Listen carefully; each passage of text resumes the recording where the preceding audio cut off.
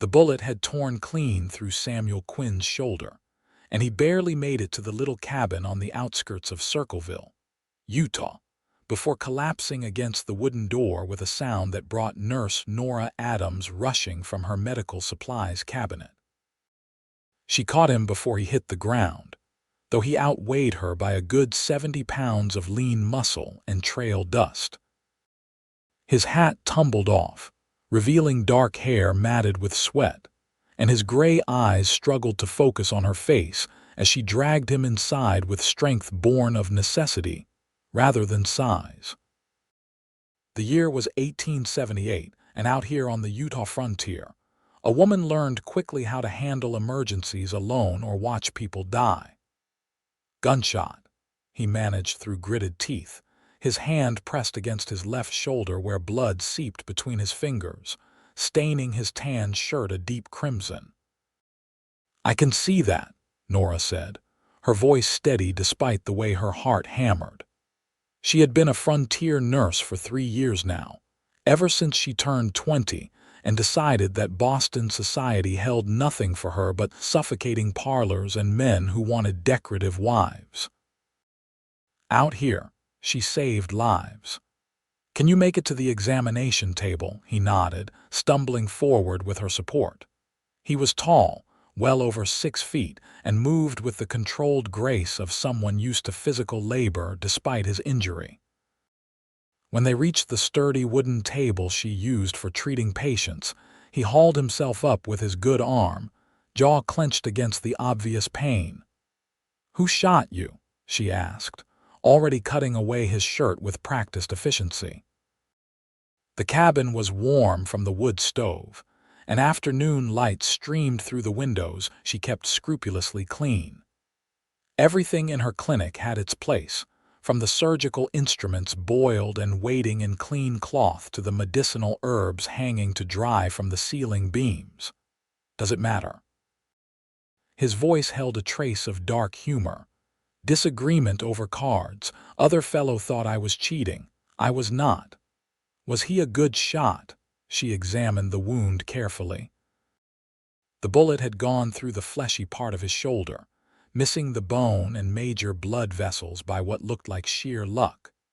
It was bleeding steadily but not spurting, which meant she could handle this without calling for the doctor from the next town over. "Obviously not, or I would be dead rather than bleeding on your table." Despite the situation, Nora found herself appreciating his calm demeanor. Many men twice his age would be crying or cursing by now. She guessed him to be around 25, with the weathered skin of someone who spent his life outdoors but without the deep creases that came with another decade of sun and wind. "This is going to hurt," she warned him, reaching for the carbolic acid solution she used to clean wounds. "Doctor." Lister's theories on antisepsis were still considered radical by many, but Nora had seen too many men die of infection to ignore the evidence. "Everything hurts right now, madam. Cannot imagine it getting much worse." He was wrong about that. When she poured the solution through both sides of the wound, flushing out dirt and powder burns, he went rigid and the color drained from his face. But he did not cry out, merely gripped the edge of the table until his knuckles went white. "You're tougher than most," she observed, using clean gauze to pat the area dry. The bleeding had slowed already, which was a good sign. "My mother raised me not to scream in front of ladies. I'm a nurse. I've heard every sound the human body can make. Nevertheless." He managed a weak smile. "Samuel Quinn, by the way. Since I'm bleeding all over your clinic, figured you should know my name. Nora Adams. And you're not bleeding all over it, I have cloths down." She threaded a curved needle with silk thread, holding it up so he could see. "The bullet went clean through, which is fortunate, but I need to stitch both the entry and exit wounds. Do you want whiskey first? Do you have any? I keep some for medical purposes. Then I will trust your judgment on whether I need it." She considered him for a moment. His face was pale but composed, his breathing controlled despite what had to be considerable pain. "I think you can manage without. The alcohol would be better used on the outside of you than the inside in any case." The stitching took concentration. Nora had steady hands and a good eye for the tiny, even stitches that would minimize scarring. Samuel watched her work for the first few moments, then turned his head to stare at the ceiling, jaw working but no sound emerging. She counted 17 stitches in the back where the bullet had exited, then had him lean forward slightly so she could address the entry wound. 13 there. "Finished," she announced, tying off the final stitch. "I'll bandage it now, and you'll need to keep it clean and dry for at least a week. The stitches should come out in 10 days if it's healing properly." 10 days. He said it quietly, as if considering the implications. "Yes, and you should not be riding or doing any kind of strenuous work during that time. The wound could reopen, or worse, you could develop an infection." "Where exactly am I supposed to stay for 10 days? I passed maybe 3 buildings on my way into this town." Nora had been expecting this question. Circleville was small even by frontier standards, a collection of perhaps 40 souls scattered across ranches and farms, with a handful of buildings clustered where the main road crossed the creek. There was no hotel, no boarding house, barely even a proper saloon. "The Johnsons sometimes take in travelers," she said, wrapping clean bandages around his shoulder with efficient movements. "Their ranch is about 2 miles north. I have no money to pay them." He said it matter-of-factly without shame. "Lost it in the card game before the shooting started." This complicated matters. The Johnsons were good people, but they struggled like everyone else out here. They could not afford to take in a stranger for 10 days out of pure charity. "There's a small room in the back of the clinic," Nora heard herself say, even though she had not consciously made the decision. "It's where I sleep when I have a patient who needs watching through the night. You could stay there, at least until you're well enough to travel." Samuel's gray eyes met hers, and she saw surprise there along with something that might have been relief. "That's generous of you, Miss Adams, but I wouldn't want to impose." "It's practical," she corrected. "If you try to travel too soon and the wound reopens, you might bleed out before finding help. If you develop a fever from infection, you will need medical care. Better you stay here where I can monitor your recovery." "When you put it that way, seems foolish to refuse." He attempted to sit up straighter and winced. "Though I should mention I'm not entirely sure that fellow who shot me won't come looking to finish the job." Nora paused in the act of securing the bandage with a knot. "You think he's tracking you?" "No. He was drunk and angry, but I put considerable distance between us before I started losing blood. Just wanted you to know the situation, in case you're reconsidering your offer." "I'm not." She finished with the bandage and stepped back to examine her work. "But you can tell me the full story once you've rested. You've lost a fair amount of blood, and your body needs time to recover." The back room was small but clean, with a narrow bed, a washstand, and a chair. Nora kept spare blankets there, and the window faced east to catch the morning sun. She helped Samuel back to the bed, noting how his steps had grown unsteady. The shock and blood loss were catching up with him now that the immediate emergency had passed. "When did you last eat?" she asked as he sank onto the bed with poorly concealed relief. "Yesterday morning, I think. Lost track of time on the trail. I'll bring you some broth. Your stomach probably could not handle anything heavier right now anyway." She left him there and returned to the main room of the clinic, where she stoked the fire and set a pot of beef broth to warm. Her hands moved through the familiar tasks, while her mind turned over this unexpected development. She lived alone in this clinic, had done so for 3 years without incident. The arrangement was unusual enough that it had caused considerable talk when she first arrived in Circleville. A young woman from back east with nursing training and the unshakable determination to practice her profession on the frontier. The local families had been skeptical at first, but Nora had won them over one patient at a time. She had delivered babies, set broken bones, treated fevers and infections and injuries of every description. She kept her clinic spotlessly clean, her manner professional and her personal life private. The townspeople respected her now, though she knew they still whispered sometimes about the unmarried nurse living alone. Taking in a strange man, even an injured one, would start those whispers all over again. But what choice did she have? She could not in good conscience send him away when he had no money and no safe place to recover. That would violate everything she believed about her calling as a nurse. When the broth was warm, she ladled some into a bowl and carried it back to the small room. Samuel had managed to remove his boots but otherwise lay as she had left him, staring at the ceiling with an expression she could not quite read. "Can you sit up to eat?" she asked. He did, though she could see the effort it cost him. She handed him the bowl and a spoon, and he ate slowly, methodically, like a man who had gone hungry before and knew not to waste food. "This is good," he said after several spoonfuls. "Thank you. It's just broth. It's warm food given freely. That makes it good." He took another spoonful. "How did you end up out here, Miss Adams? You sound educated."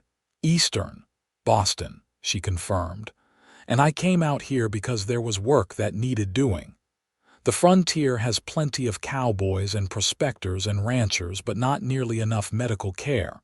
Noble calling, practical one. I'm good at it, and it pays better than being a governess or a shop girl." She did not mention the other reasons, the suffocating expectations and the marriage proposals from men who wanted a wife to show off at dinner parties. "What about you, Mr. Quinn? How does a man end up shot over a card game in Circleville, Utah?" "Drifting," he said simply. "Been working ranches since I was 16, moving when the work runs out or when I get restless. Was heading south, thought I might try my luck in Arizona. Stopped here because my horse needed rest and I was hungry." "And you gamble?" "Only when I'm bored. I'm actually quite good at cards, which is why that fellow got so angry. Could not believe I was beating him fair and square." He finished the broth and set the bowl aside. "I truly was not cheating. I believe you." And oddly, she did. There was something straightforward about Samuel Quinn despite the rough edges. "Get some rest now. I'll check on you in a few hours." She left him there and spent the remainder of the afternoon organizing her supplies and updating her patient notes. She had 3 other patients she was monitoring. Old Mrs.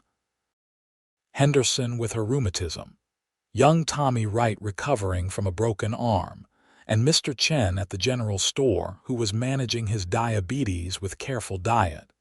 And the insulin treatments Nora prepared from animal pancreases, using techniques she had learned from medical journals. When she checked on Samuel again as the sun was setting, she found him deeply asleep, his breathing even and his color better than before. The bandages showed no fresh blood, which was encouraging. She touched his forehead briefly, checking for fever, and found his skin warm but not worryingly so. He did not stir at her touch, lost in the exhausted sleep of an injured body working to heal itself. Nora made herself a simple dinner of cornbread and beans, then settled into her rocking chair with a medical journal that had arrived on last week's supply wagon. But she found her attention wandering to the closed door of the back room, wondering about the man sleeping there. Samuel Quinn, 25 or thereabouts, drifting cowboy, good at cards, shot over a dispute he had not started. Tough enough to ride several miles with a bullet hole through his shoulder. Polite enough to thank her for simple broth.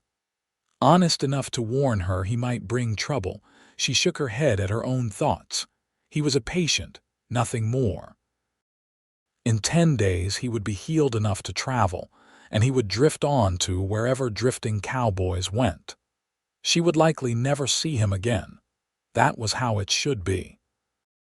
Yet as she finally banked the fire and prepared for bed in the main room where she had set up her own sleeping area for the duration of his stay, Nora found herself hoping those 10 days would pass without complication. Not just for his sake, but because there was something intriguing about Samuel Quinn that she wanted to understand better. She fell asleep to the sound of crickets outside and the faint crackle of the dying fire, unaware that 10 days would turn into something much longer, and that the cowboy sleeping in her back room would change the course of her carefully ordered life in ways she could not yet imagine. Morning came with golden light streaming through the eastern windows. Nora woke early from habit, dressed quickly behind a privacy screen she had set up, and went to check on her patient before starting the day's work. She found Samuel already awake, sitting on the edge of the bed and looking frustrated with his right hand pressed against his bandaged shoulder. "How is the pain?" she asked from the doorway. "Manageable, but I need to, well." He gestured vaguely toward the window. "Is there an outhouse?" Around the back, 30 paces straight out from the rear door. She evaluated him with a professional eye. "Can you make it there on your own? I'm shot, not crippled. You lost a significant amount of blood yesterday. If you push yourself too hard too fast, you could faint." "I will be careful." She stepped aside to let him pass, noting that his steps were steadier than yesterday evening but still slower than they should be. She waited in the clinic's main room, listening for any sounds of distress from outside. When he returned several minutes later, he was pale and slightly breathless but upright. "See," he said. "Managed fine. Sit down before you fall down." She pointed to one of the chairs near the examination table. "I need to check your bandages anyway." He complied, lowering himself into the chair with visible relief. Nora untied the bandages and examined the stitches carefully. The entry wound looked clean, no signs of infection, minimal swelling. The exit wound was slightly more inflamed, but that was normal given the tissue damage. "Healing well so far," she announced, "but you need to take it easy today. Rest, eat, let your body do the work. I'm not used to sitting idle, then you will have to learn." She began rewrapping the bandages with fresh cloth. "Consider it part of the treatment." "You're a stern nurse, Miss Adams. I'm an effective one. There's a difference." She tied off the bandage. "I'll make breakfast. Can you stomach eggs and toast?" I could stomach just about anything that's not moving. The morning passed quietly. Nora made breakfast for both of them, scrambled eggs and toasted bread with butter and jam from her small store of supplies. Samuel ate with the same methodical attention he had given the broth, cleaning his plate completely. "When did you last have a proper meal?" she asked, watching him. "Been a few days. The ranch where I was working ran into money troubles, had to let most of us go. I was making my way to the next town when I decided to stop here." He set down his fork. "That's when the card game happened. What kind of ranch work do you do?" "Whatever needs doing. I can break horses, mend fences, work cattle. Been doing it since I left home at 16. "Where's home?" "Wyoming Territory. Little place called Buffalo. My father had a small ranch there, but after he died, my mother sold it and moved back east to live with her sister. I decided to stay out here." "You did not want to go back east?" "No, madam. This is where I belong. Open spaces, hard work, knowing what you have is what you earned." He looked at her thoughtfully. "Though I suppose you gave up the east to come out here, so you must understand that feeling." She did, though she had never articulated it quite that way. "The east is fine for people who fit there. I did not. Neither did I." It was a moment of unexpected connection, and Nora felt herself warming to this stranger in a way that went beyond the professional concern of a nurse for her patient. She cleared the dishes quickly, unsettled by her own reaction. "I have other patients to see today," she told him. "You should stay here and rest. There are books on the shelf if you want something to read." "I can read," he said, and she heard the slight defensiveness in his tone. "I did not assume you could not. I'm simply offering entertainment to pass the time." His expression softened. "Sorry. I'm not used to people expecting much from drifting cowboys." "Then perhaps you should stop drifting and become something else." She did not know why she said it, and from the surprise on his face, Samuel did not know either. She left before he could respond, gathering her medical bag and setting out to make her rounds. Mrs. Henderson was feeling better. The liniment Nora had prepared helping with her joint pain.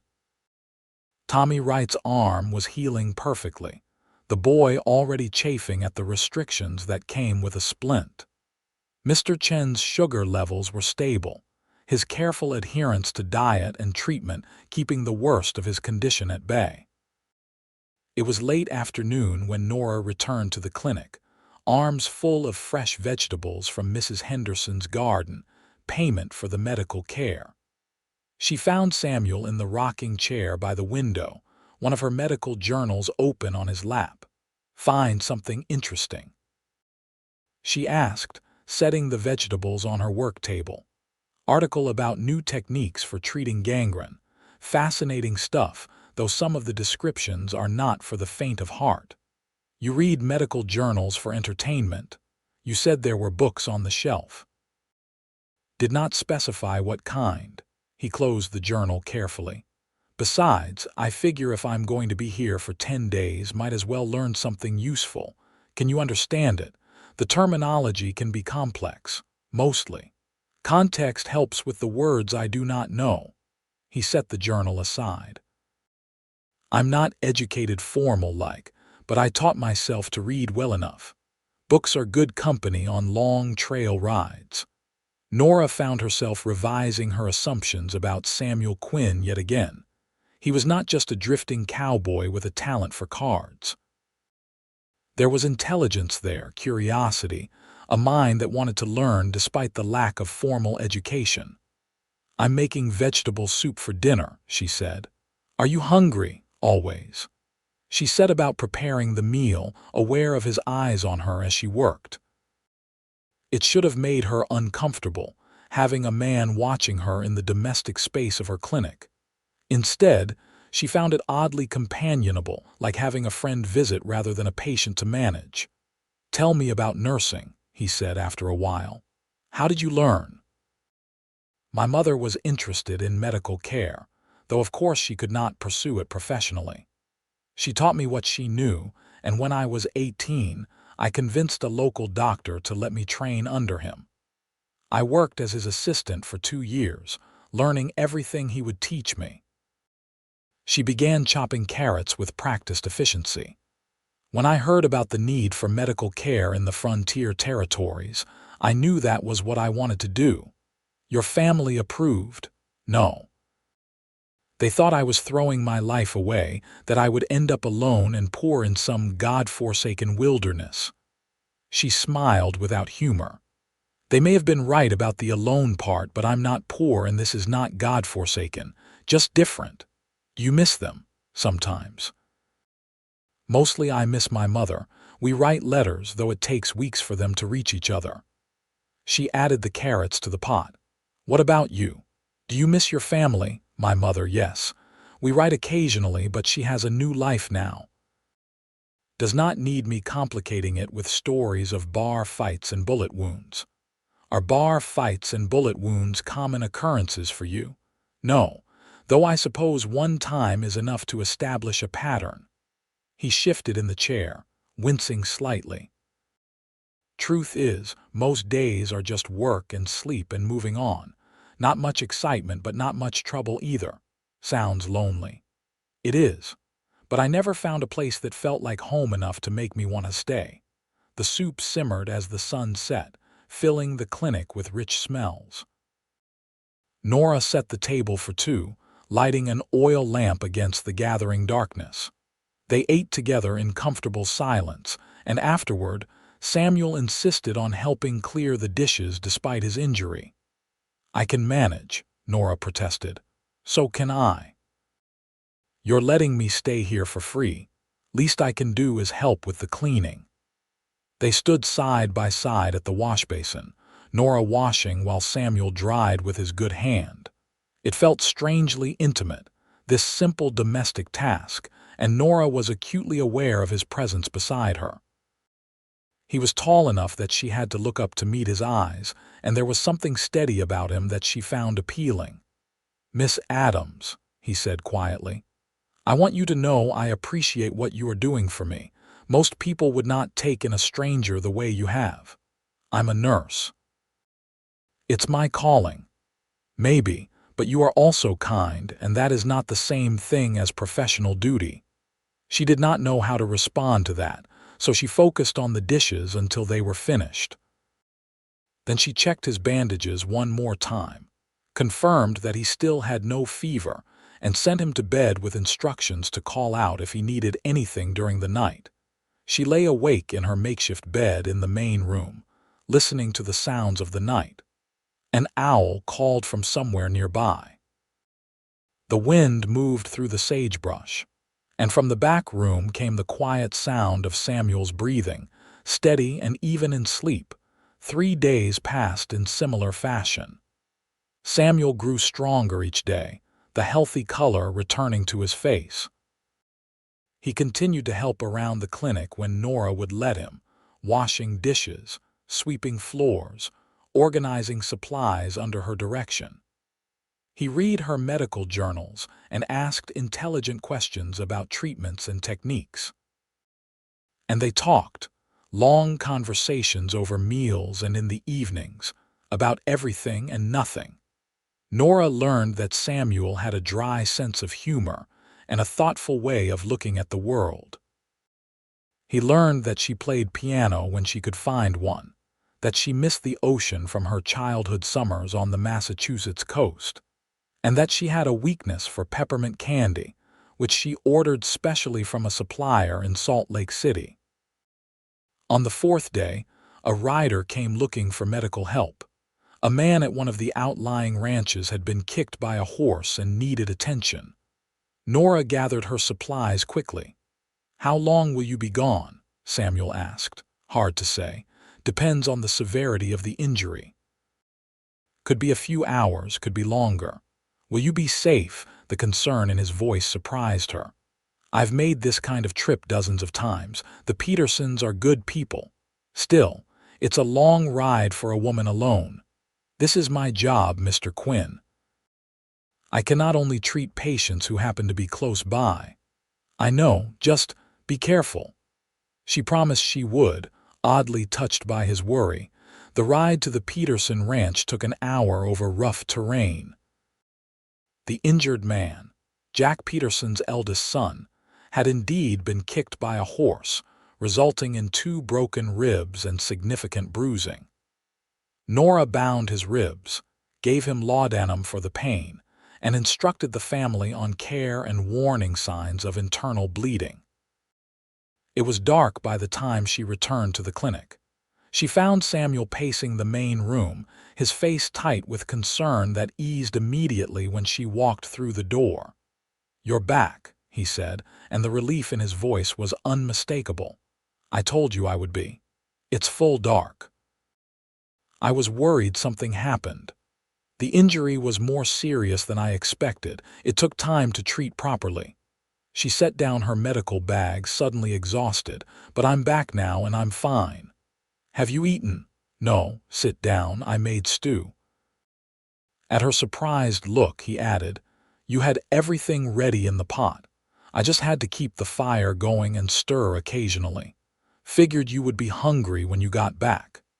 It was such a simple thing, but it had been years since anyone had thought to care for her that way. Nora sat, too tired to protest, and let Samuel serve her a bowl of stew that was actually quite good. "Thank you," she said quietly. "You have been taking care of me for 4 days. About time I returned the favor." She looked at him across the table, at his gray eyes watching her with genuine concern, and felt something shift in her chest. This was dangerous territory. She could not afford to develop feelings for a patient, especially one who would be leaving in less than a week. But as they ate together in the lamplight, talking about his day and hers, Nora found it increasingly difficult to remember why she needed to maintain that distance. The 5th day brought rain, a rare event in the dry Utah territory. Nora woke to the sound of drops pattering on the roof and smiled before she was fully conscious. She loved rain, the way it softened everything and brought the smell of sage rising from the earth. Samuel was already awake when she checked on him, standing at the window and watching the rain fall. "Morning," she said. "How did you sleep?" "Well, the shoulder barely bothers me now." He turned from the window. "This rain, will it last?" "Probably not. Summer storms blow through quick out here. Shame, it's peaceful." They ate breakfast together, then Nora examined his wounds carefully. The healing was progressing exactly as it should, the stitches holding well, no sign of infection or complication. "You're recovering faster than most would," she told him. "Is that good or bad?" "Good for your health. It means you're strong and your body knows how to heal itself." "When do you think I can travel?" The question hung in the air between them. They both knew what he was really asking. How much longer until he had to leave? "The stitches should come out in 5 more days," Nora said carefully. "After that, you'll need to take it easy for another week or so, but you could travel if you needed to." "If I needed to," he repeated. "What if I did not need to?" "What do you mean?" "I mean, what if I wanted to stay longer, find work around here maybe?" Nora's heart began to beat faster. "There's not much work in Circleville. Most of the ranches have all the hands they need." "What about here?" "Here, the clinic. You said yourself you have to travel long distances to see patients. What if you had someone to help? Someone to keep the place running while you're away, help with the heavy work, maybe learn enough to assist with basic care. You want to work for me, if you would have me." He met her eyes directly. "I know it's unusual, but these past 5 days being here helping you, it's the most useful I have felt in years, and He paused, seeming to choose his words carefully. "I like it here, like the work, the learning, like being around you." The admission hung between them, honest and vulnerable. Nora should say no. It was improper, a single woman and a single man living and working in close quarters. The town would talk. But when she opened her mouth to refuse, what came out instead was, "I could not pay you much." Hope flared in his eyes. "I do not need much. Room and board would be enough, at least to start. The townspeople will gossip. Let them. We would know the truth of it." "And what is the truth of it, Mr. Quinn?" He took a step closer, his good hand reaching out to gently touch her arm. "The truth is that I think you are the most remarkable woman I have ever met. The truth is that I want to stay here and see if these feelings I'm developing might be mutual. The truth is that for the first time in 9 years of drifting, I have found a place that feels like it could be home." Nora's breath caught. She should step back, put professional distance between them. Instead, she found herself leaning slightly into his touch. "I'm scared," she admitted.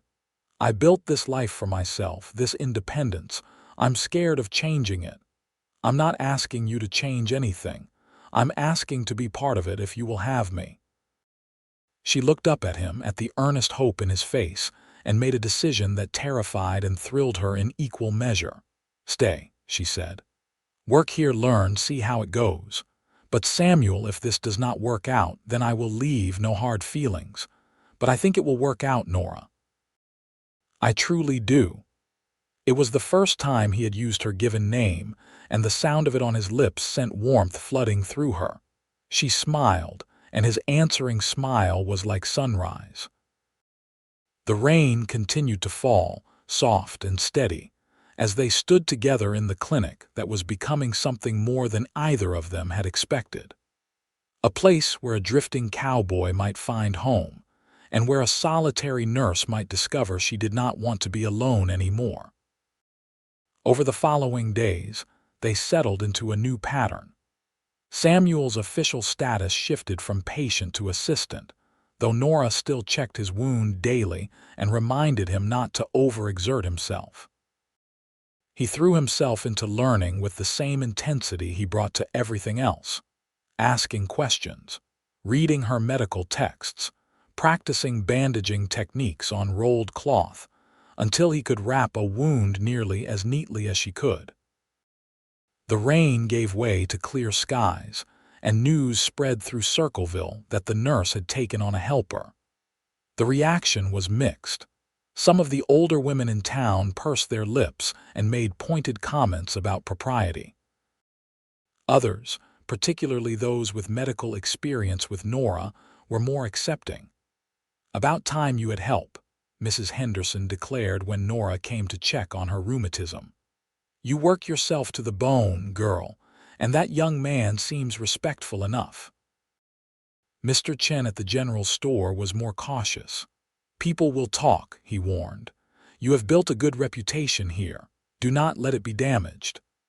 "I am running a medical clinic, not a brothel," Nora replied sharply. "Samuel is my assistant. There is nothing improper about a nurse having help." But she knew it was more complicated than that. She knew it because of the way her pulse quickened when Samuel smiled at her. Because of how they had begun to find excuses to stand close together while working. Because of the long conversations that stretched late into the evening, their voices low and intimate in the lamplight. On the 10th day, Nora removed Samuel's stitches. His shoulder had healed cleanly, leaving only a pinkish scar that would fade with time. "You have recovered remarkably well," she said, dabbing the area with antiseptic one final time. "You could ride out tomorrow if you wanted." "But I am not going to," Samuel said. "We had an agreement." "We did." She stepped back, professionally distant now that the procedure was complete. "You should still avoid heavy lifting for another week, but you can resume most normal activities." "What about this?" He reached out and gently took her hand, his thumb brushing over her knuckles. Nora's breath caught. "Samuel, I know we agreed to see how working together goes. But Nora, I need you to know. My feelings, they are not going away. If anything, they are getting stronger." "Mine too," she whispered because she could not deny it anymore. "But I am scared. What if we ruin what we have? What if we make it even better?" He lifted her hand to his lips, kissing her knuckles with such tenderness that her eyes stung with unexpected tears. When had anyone last touched her with such care? When had she last allowed anyone close enough to try? "We should go slowly," she managed. "As slow as you need." But slowly proved difficult when every shared task became charged with awareness.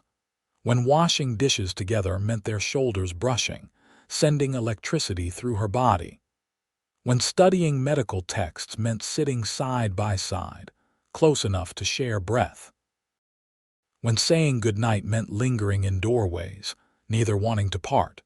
2 weeks after Samuel's stitches came out, a family 10 miles south sent for Nora urgently. Their youngest daughter had fallen ill with a high fever. Nora prepared to go immediately, but Samuel stopped her. "Let me come with you. What if you need help lifting her, or if the father is too distraught to assist?" She started to argue, then realized he was right. Having an extra pair of hands could be invaluable. They rode out together as the sun was setting, Nora leading the way over trails she knew by heart. The sick girl was 6 years old, her fever dangerously high, her breathing rapid and shallow. Nora examined her carefully while Samuel helped calm the frantic mother. "It's pneumonia," Nora announced grimly. "We need to bring the fever down and keep her breathing. This is going to be a long night." It was. They worked together through the dark hours, Nora directing while Samuel followed her instructions precisely. Cool cloths for the fever, steam inhalations to help her breathe, careful monitoring of her pulse and temperature. The girl's mother hovered anxiously while her father paced. Just before dawn, the fever broke. The girl's breathing eased, and she fell into a natural sleep rather than the fitful unconsciousness that had gripped her before. "She's going to be all right," Nora told the exhausted parents. "Keep her warm, give her fluids when she wakes, and send for me if the fever returns." But I think the worst has passed. The ride back to Circleville took place in the soft light of morning. Nora was exhausted, running on nothing but determination and the relief of a successful treatment. She swayed slightly in her saddle, and Samuel immediately moved his horse closer to hers. "Are you all right? Just tired? It was a long night. Here." He reached over, his hand steadying her. "We can stop and rest if you need to. I will be fine once we're home." Home. She had said it without thinking, but the word felt right. The clinic was home, and Samuel was part of that now. When they arrived back, Samuel insisted she rest while he cared for the horses and tidied up. Nora was too tired to argue. She collapsed onto her bed in the back room, which she had reclaimed once Samuel moved to a makeshift sleeping area in the clinic's main room, and fell instantly asleep. She woke hours later to find the afternoon sun streaming through the window and the smell of cooking food. She emerged from her room to find Samuel at the stove, preparing what looked like stew. "You're awake," he said, smiling. "Good, you needed the rest." "What time is it?" "About 3. You slept through lunch, but I figured you needed it more than you needed food." She sat at the table, watching him work. He moved comfortably in the space now, knowing where everything was kept, handling the domestic tasks with the same competence he brought to assisting with medical work. "Samuel," she said quietly, "thank you, for last night, for this, for everything." He set down the spoon he was holding and came to sit across from her. "Nora, you do not need to thank me. This is exactly where I want to be, doing exactly what I want to be doing. It means more than you know. I have been alone for so long. I forgot what it was like to have someone to rely on. You do not have to be alone anymore, not unless you want to be." "I do not want to be." The words hung between them, weighted with meaning. Samuel reached across the table, taking her hand in his. "Then let me stay, not just as your assistant. Let me court you properly, Nora. Let me prove that I am serious about this, about you. The town will definitely talk if we're courting. Then we will give them something worth talking about." She laughed despite herself. "You're very confident." "I'm very sure. There's a difference." His expression grew serious. "I have spent 9 years drifting because I never found anything worth staying for. But you, this work, this life you have built, it's worth staying for. You're worth staying for." Nora felt tears prick her eyes again. "I don't know how to do this. I have avoided romance for so long. We will figure it out together. That's what courting is, isn't it? Learning each other, seeing if we fit. I think we already know we fit.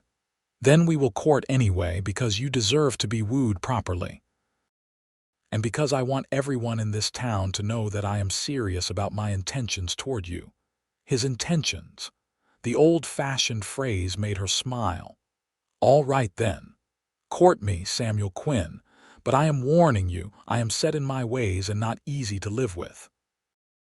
I am stubborn as a mule and not much for fancy words. I think we will manage."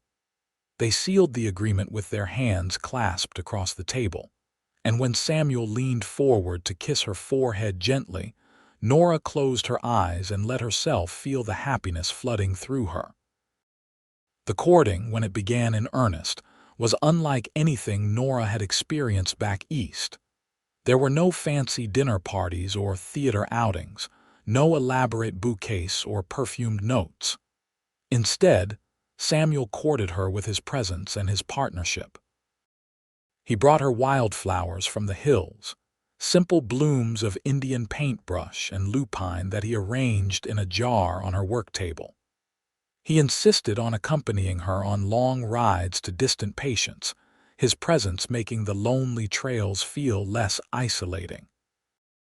He learned to assist with increasingly complex medical procedures, his steady hands and quick mind making him genuinely valuable as a medical assistant.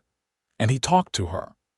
Long conversations about everything, sharing pieces of his past and listening to hers. She learned that he loved the night sky and could name most of the constellations, that his father had been a hard man but fair, teaching Samuel the value of honest work, that he had once wanted to be a teacher but lacked the education for it. "You could still learn," she told him one evening as they sat outside the clinic, watching the sunset paint the sky in shades of orange and gold. "I could teach you. I have books and you're already a quick study. Why would you do that? Because you have a good mind that deserves development. Because I like teaching and you like learning. Because we're partners now and partners help each other grow." He turned to look at her, the setting sun gilding his profile. "Partners, I like the sound of that. So do I." 3 months after Samuel first arrived with a bullet wound in his shoulder, the whole town knew that the nurse and her assistant were courting. The scandal had mostly died down, replaced by a grudging acceptance. Samuel had proven himself helpful and respectful, assisting not just with medical work but pitching in wherever he was needed around town. He helped repair the Johnsons' barn roof, tracked down a lost child who had wandered from home and could often be found at the general store, helping Mr. Chen lift heavy supplies. "That young man of yours is all right," Mr. Chen told Nora one afternoon. "Works hard, keeps his word." "You could do worse." "He's not my young man," Nora protested automatically, then stopped. "Well, I suppose he is." Mr. Chen's weathered face creased into a smile. "About time you admitted it. Whole town has been waiting for you two to make it official." The making it official happened on a cool evening in October.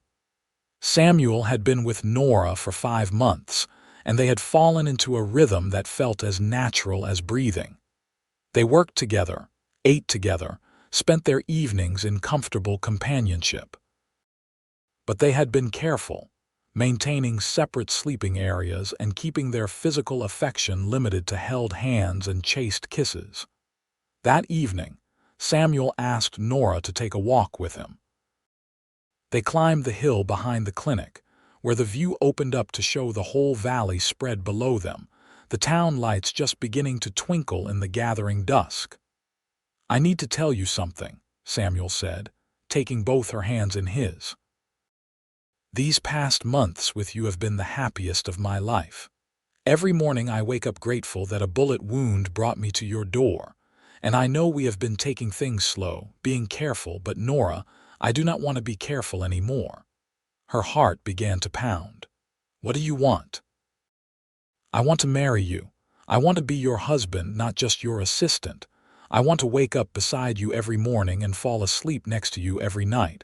I want to build a life with you, a real life, permanent and lasting." He squeezed her hands gently. "I know I am not much. Just a drifting cowboy with no money and no prospects beyond what you have given me. But I love you, Nora Adams, and I will spend the rest of my life proving that you made the right choice if you say yes." Tears spilled down Nora's cheeks. "You're wrong about one thing." His face fell. "What?" "You're not just a drifting cowboy anymore. You're a skilled medical assistant, a valued member of this community, and the man I love. You're everything to me, Samuel." Hope blazed in his eyes. "Is that a yes?" "That is a yes. I will marry you." He let out a whoop of joy that echoed across the valley, then swept her into his arms, spinning her around as she laughed through her tears. When he set her down, he kissed her properly for the first time, not the careful pecks they had shared before, but a real kiss, full of passion and promise and love. "I do not have a ring," he said when they finally broke apart, both breathless. "I do not need one. You deserve one. You deserve everything. I have everything. I have you." They were married a month later in a simple ceremony at the clinic, with most of the town in attendance. Mrs. Henderson cried happy tears. Mr. Chen served as witness. The local minister, who rode a circuit between several small towns, performed the ceremony with his blessing, noting that he had never seen two people more clearly meant for each other. Nora wore a simple dress of pale blue that Mrs. Johnson had helped her sew. Samuel wore new clothes purchased with money he had saved from odd jobs around town. When he slipped the plain gold band onto her finger, purchased with every penny he had, Nora felt her heart overflow with happiness. "I now pronounce you husband and wife," the minister declared. "You may kiss your bride." Samuel did, tenderly, while their friends and neighbors applauded. And when he whispered, "I love you, Mrs. Quinn," against her lips, Nora thought she might burst from the joy of it. The wedding celebration was simple but heartfelt, with food brought by neighbors and music played by old Tom Peterson on his fiddle. They danced together in the clinic that had brought them together, Samuel's arm around Nora's waist, both of them grinning like children. "Happy?"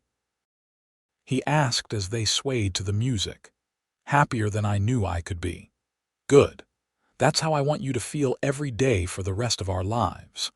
When the celebration ended and the last guests departed, Samuel and Nora were finally alone in the clinic that was now truly their home. They had rearranged things for the marriage, converting the back room into a proper bedroom for both of them, and setting up a new sleeping area for patients who needed overnight care. Samuel carried her over the threshold of their bedroom, both of them laughing at the tradition. "I know it is silly," he said, setting her gently on her feet. "It is not silly, it is sweet." They stood there for a moment, suddenly shy despite everything they had shared. Then Nora reached up to touch his face and Samuel covered her hand with his. "Are you nervous?" he asked softly. "A little. Are you?" "Terrified. I want to make this perfect for you." "It will be perfect because it's us," she smiled. "We have always been good at figuring things out together." And they were. The awkwardness faded quickly, replaced by tenderness and discovery and love. Samuel was gentle and patient, attentive to her needs and responses. And Nora, who had guarded her heart for so long, finally let all her walls fall away. Afterward, they lay tangled together in the bed, Samuel's good arm around her, Nora's head on his chest, listening to the steady beat of his heart. "I love you," she whispered into the darkness. "I love you too. Have since the moment you told me to sit down before I fell down." That was the moment, maybe even before, maybe the moment you caught me when I collapsed against your door. His hand stroked her hair gently. "I think part of me knew right then that you were going to change my life. You changed mine too. I thought I was happy alone, but I was just comfortable. There's a difference. And now I am truly happy. Uncomfortable sometimes because love is unpredictable and scary, but happy in a way I never was before." They drifted off to sleep like that, wrapped around each other, two people who had each been alone finding completeness together. The years that followed were full and rich. Samuel continued to work as Nora's medical assistant, his skills growing until he could handle many routine procedures on his own. He never became a doctor in the formal sense, lacking the credentials and training, but he became something just as valuable. A trusted medical practitioner, someone the townspeople relied on when Nora was unavailable or when two patients needed attention simultaneously. They expanded the clinic, adding another room for patient care. Samuel built the addition himself, his cowboy skills translating well to carpentry. The town helped, grateful for the medical care the Quinns provided. 2 years into their marriage, Nora realized she was pregnant. She told Samuel one evening over dinner, simply stating the fact and watching his reaction. His fork clattered onto his plate. "Pregnant, you are sure?" "I am a nurse, Samuel. I know the signs. We are going to have a baby." Wonder spread across his face. "A baby? Are you happy?" "Happy, Nora, I am." He stood abruptly, came around the table, and pulled her into his arms. "I am more than happy. I am ecstatic and terrified and overwhelmed and so grateful I cannot even put it into words." "I am scared," she admitted. "I have delivered dozens of babies but never carried one myself." "I know, but we will get through it together, just like everything else." The pregnancy progressed normally, though Nora found it frustrating to be the patient rather than the practitioner. Samuel fussed over her constantly, insisting she rest more and work less. They argued about it frequently. "I am pregnant, not made of glass," she told him after he tried to prevent her from riding out to see a patient. "I know, but I cannot help worrying. I am young and healthy. Women have babies all the time. You are my wife. You are having my baby. I am allowed to worry." She softened at that, reaching up to cup his face. "I am lucky to have you. We are lucky to have each other." Their son was born on a spring morning in 1881, after a labor that Nora found considerably more challenging from the patient's perspective. Samuel stayed with her throughout, holding her hand, encouraging her, completely unconcerned with propriety or tradition that said fathers should wait outside. "One more push," the midwife they had brought in from Salt Lake City encouraged. "I can see the head." Nora pushed with everything she had, and suddenly there was a baby crying, loud and healthy and perfect. "It's a boy," the midwife announced, placing the squirming infant on Nora's chest. Samuel's face was wet with tears as he looked at his son. "He's perfect. Nora, he is perfect." "He is," she agreed, exhausted and exhilarated and overwhelmed with love for this tiny person they had created. They named him James after Samuel's father. Little James Quinn had his father's gray eyes and his mother's determined chin. He was healthy and loud and kept them awake for most of his first year. "I delivered babies," Nora said one night, walking the floor with the crying infant while Samuel heated milk. "I thought I understood what parents went through. I understood nothing." "But you would not trade him for anything," Samuel said, testing the milk temperature on his wrist like she had taught him. "Not for the world." James grew into a bright, curious toddler who wanted to be part of everything his parents did. He was often found in the clinic, playing quietly while Nora or Samuel worked, learning medical terms before he could properly pronounce them. When James was 3, Nora became pregnant again. This time she was more confident, knowing what to expect. Their daughter arrived on a cold November evening in 1884, smaller than James had been but just as healthy. "What should we name her?" Samuel asked, holding the tiny bundle with practiced ease. "I was thinking Rose after my mother. Rose Quinn, I like it." Rose was quieter than her brother, more observant. Where James was all energy and questions, Rose would sit and watch, absorbing everything. By the time she was 2, she could identify most of the common medical supplies in the clinic. Life settled into a comfortable rhythm. The clinic thrived, serving not just Circleville but several surrounding communities. Samuel became known as Dr. Quinn despite his lack of formal credentials, and he and Nora were respected members of the community. The children grew. James showed an interest in medicine like his parents, often assisting with simple tasks, even as a young boy. Rose turned out to have a gift for music, her fingers finding melodies on the old piano Samuel had surprised Nora with on their 5th anniversary. The years brought challenges too.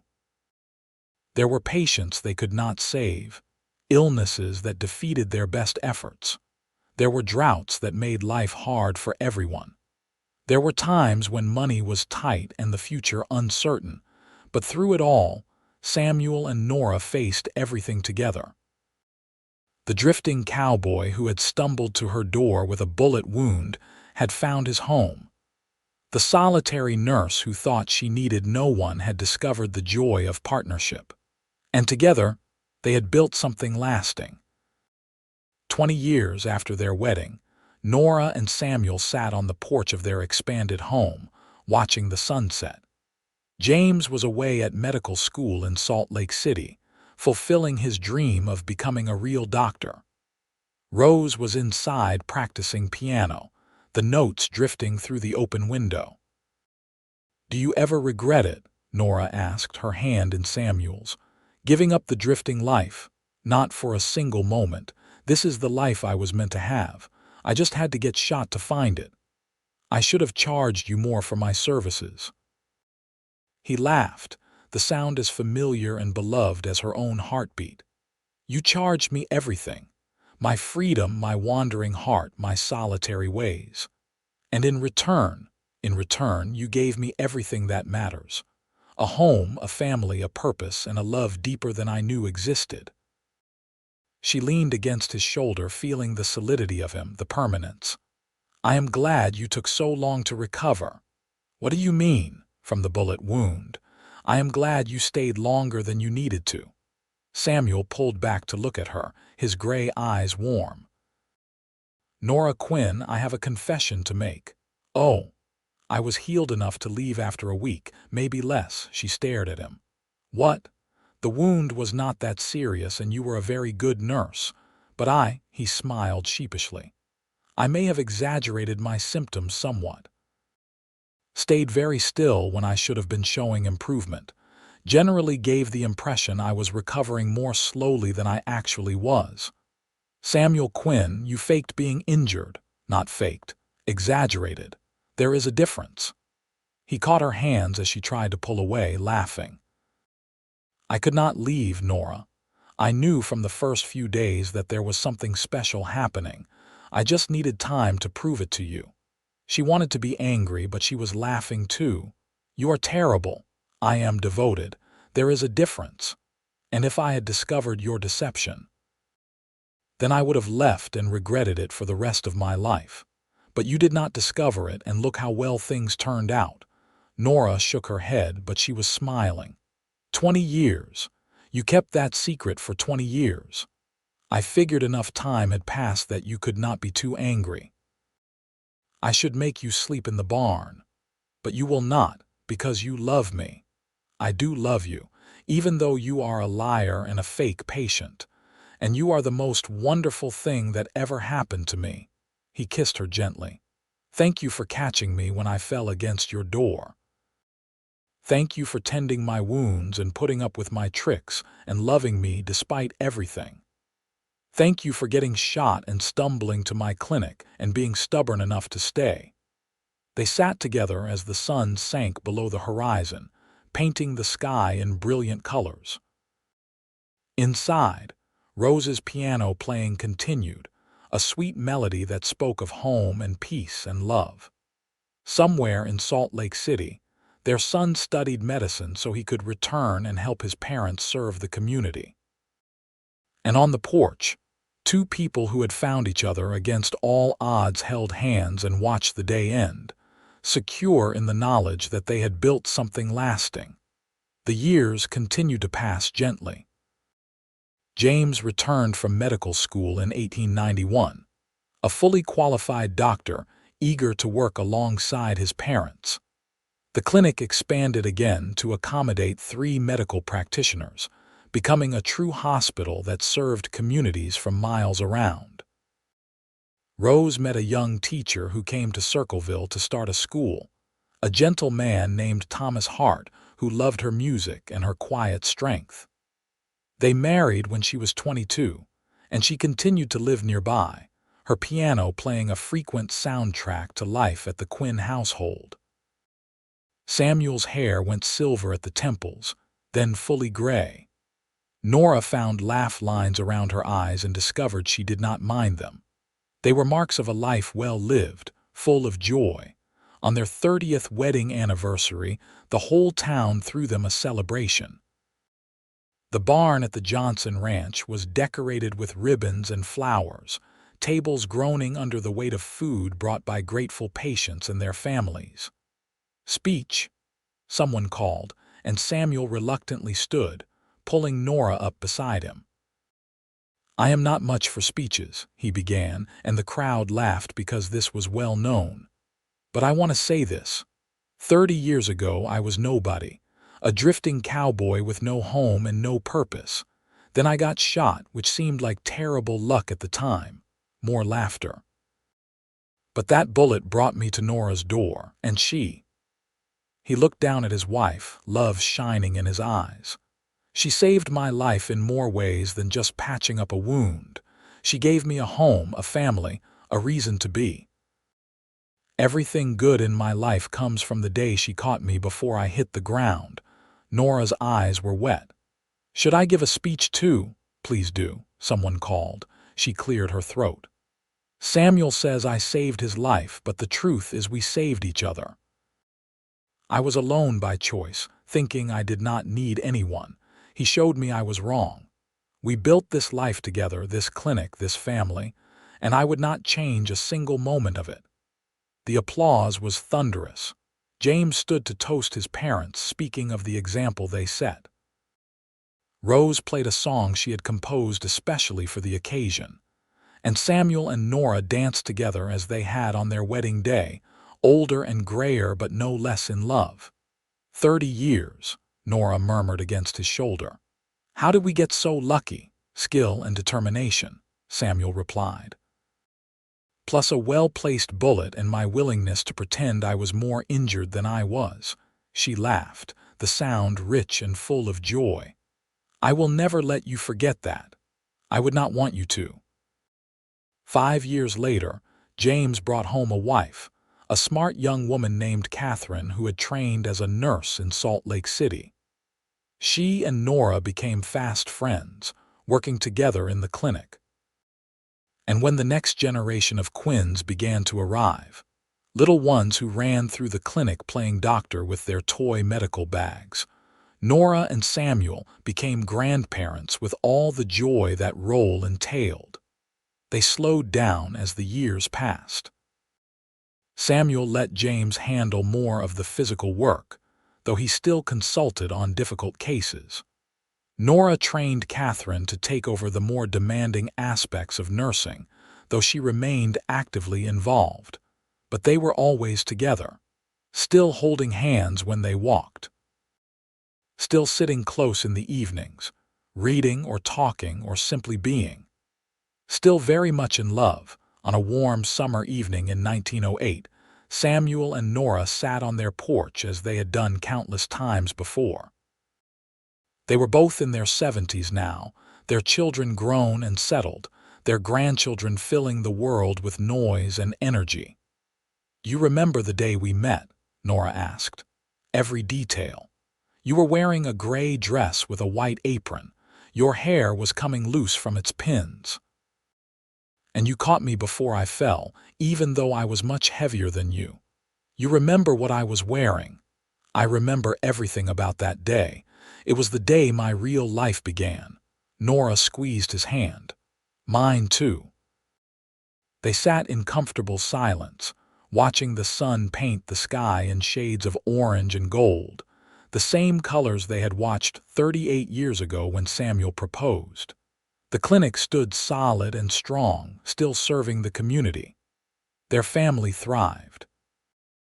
And they had each other, which was all they had ever needed. "I love you, Nora Quinn," Samuel said quietly. "I love you too, Samuel Quinn. Thank you for being stubborn enough to stay. Thank you for being kind enough to let me." The sun sank below the horizon. Inside the house, they could hear their grandchildren laughing, the sounds of family and home. And on the porch, two people who had found each other against all odds sat hand in hand, their love as steady and enduring as the mountains that ringed their valley home. 10 more years passed. Samuel and Nora slowed further, eventually retiring from active practice and letting James and Catherine run the clinic that had expanded into a proper hospital. But they remained involved, consulting on difficult cases, teaching the next generation. They moved at the same pace now, slower but together. Walking in the morning before the day grew hot. Sitting in the garden Samuel had planted years ago, watching things grow. Reading to each other in the evenings, taking turns with the books they both loved. Their children worried about them, but Samuel and Nora were content. They had lived full lives, made a difference in their community, raised good children, and loved each other deeply. What more could anyone ask? On a quiet autumn morning in 1918, exactly 40 years after they had met, Nora woke to find Samuel lying very still beside her. His hand was cold in hers. "Samuel," she whispered, though she already knew. He had passed in his sleep peacefully, his face calm and free of pain. He was 83 years old. The grief was crushing, but underneath it lay gratitude. They had been given 40 years together, 40 years of partnership and love and shared purpose. He had lived a long life, a good life, and had died peacefully in the home they built together. James tried to convince Nora to come live with him and Catherine after Samuel's death, but she refused. "This is my home," she told him gently. "Your father is buried here. My work is here. I am not leaving." She lived 4 more years, still sharp-minded and active despite her advancing age. She continued to see patients when needed, particularly the elderly ones who remembered when she had first arrived in Circleville and who trusted no one else. On a spring morning in 1922, Nora Adams Quinn passed away in her sleep, just as Samuel had. She was 87 years old. They found her with a smile on her face, her hand stretched across the bed as if reaching for someone who was no longer there. She was buried beside Samuel on the hill behind the clinic, the same hill where he had proposed so many years ago. The whole town came to the funeral. James spoke of his parents' love and dedication. Rose played the piano, and afterward, people shared stories of the lives Nora and Samuel had touched, the patients they had saved, the difference they had made. The clinic continued, run by James and eventually his children. The Quinn name became synonymous with medical care in that part of Utah, a legacy that stretched across generations. And on the hill where 2 headstones stood side by side, wildflowers grew every spring, Indian paintbrush and lupine, the same flowers Samuel had once picked for Nora when he was courting her. The story of the frontier nurse and the cowboy became part of local legend. How she had saved his life, and he had pretended to recover slowly so he could stay. How they had fallen in love and built something lasting. How their devotion to each other and their community had created a legacy that endured long after they were gone. In the end, theirs was a simple story. 2 people finding each other in an unlikely place, building a life together through determination and love. But simple stories are often the best ones, the truest ones, the ones that remind us what really matters in life. Samuel Quinn had been a drifting cowboy with nowhere to call home. Nora Adams had been a solitary nurse who thought she needed no one. Together, they became partners, spouses, parents, healers, and pillars of their community. Together, they proved that sometimes the best things in life come from the most unexpected places, and that love, when it is real and deep and true, can overcome anything. Their story ended, as all stories must, but the love they shared and the life they built continued on in their children and grandchildren, in the hospital that bore their name, in the memories of a community they served, and in the wildflowers that bloomed every spring on a hill overlooking Circleville, Utah, where a nurse once caught a falling cowboy and changed both their lives forever.